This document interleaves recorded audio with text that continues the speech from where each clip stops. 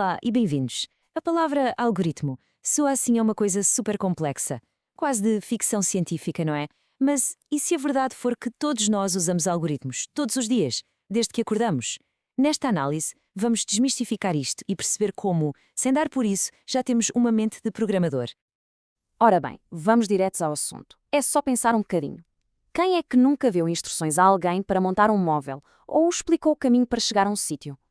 Pois bem, quem já fez isso, parabéns, acaba de criar um algoritmo. Reparem neste exemplo tão simples de fazer chá. Primeiro, põe-se a água a ferver, depois adicionam-se as folhas.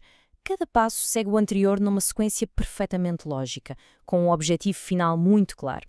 É exatamente isto que é um algoritmo. Portanto, a ideia principal é esta.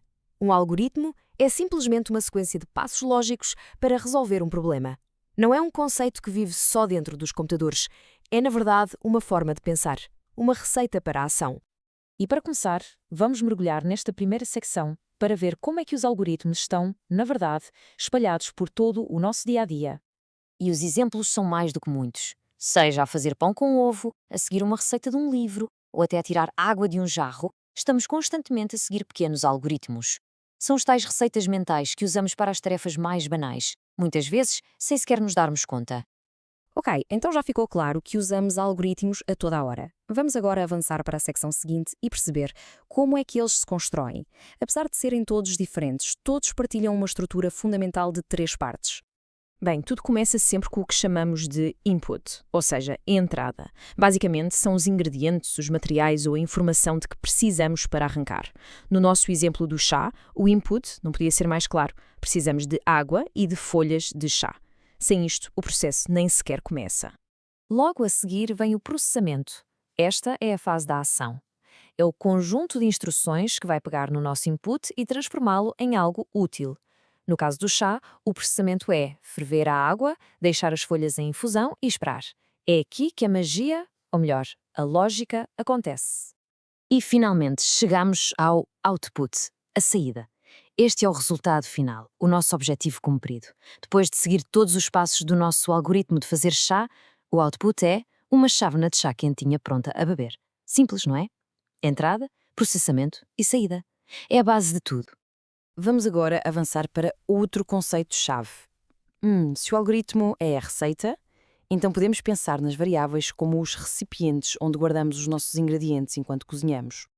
Em termos um pouco mais técnicos, uma variável é um espaço na memória que serve para guardar informação. E o detalhe mais importante é que essa informação pode mudar enquanto o algoritmo está a funcionar. É precisamente daí que vem o nome variável. A melhor forma de visualizar isto é mesmo com uma analogia. Imaginem uma variável como se fosse uma caixa. Damos um nome a essa caixa, um rótulo, por exemplo, quantidade underscore de água, e guardamos lá dentro um valor. Mais tarde, podemos ir a essa caixa e trocar o valor por outro. É um conceito super simples, mas incrivelmente poderoso na programação. Certo, então já temos a lógica e as variáveis. Mas como é que se organizam estas ideias antes de as passar para um computador? É aqui que entra uma ferramenta espetacular, o pseudocódigo. O pseudocódigo é mesmo uma ferramenta fantástica.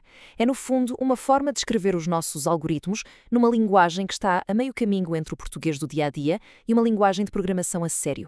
Funciona como um rascunho, um plano de ataque antes de se construir a versão final. Basta olhar para esta comparação para se perceber a ideia. Numa linguagem comum, teríamos uma lista de tarefas. Com o pseudocódigo, a coisa muda. A diferença é subtil, mas muito poderosa. Adiciona-se uma estrutura mais formal, com palavras-chave como início e fim, e cada comando fica bem separado.